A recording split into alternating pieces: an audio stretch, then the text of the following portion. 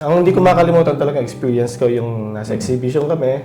Siyempre, parang andun lahat, different nationality, Asians, napakabihira, limited. So, first time ko rin makaka-experience ng ganon. So, sabi sa akin ng isang lalaki, kasama ko, "You're a poor boy." Hindi ko makalimutan. Grabe. Actually, sa akin, lagi ko lang sinasabi,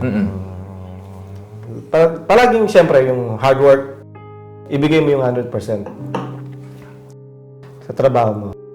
Saka yung, siyempre, yung kung iset mo yung goal mo, kung ano talaga yung goal mo sa buhay, kung ano yung gusto mong maging sa buhay. Kailangan kasi yun, importante. Kahit tayo kumikita ng malaki, pero kung wala tayong sariling goal sa buhay, Walang target, walang direction walang direction. Kahit lagyan mo na lagyan niya ng tubig, hindi po mapupuno yan kung butas. Kasi siguro nakita ko na yung experience ko na kung paano maghirap. Okay.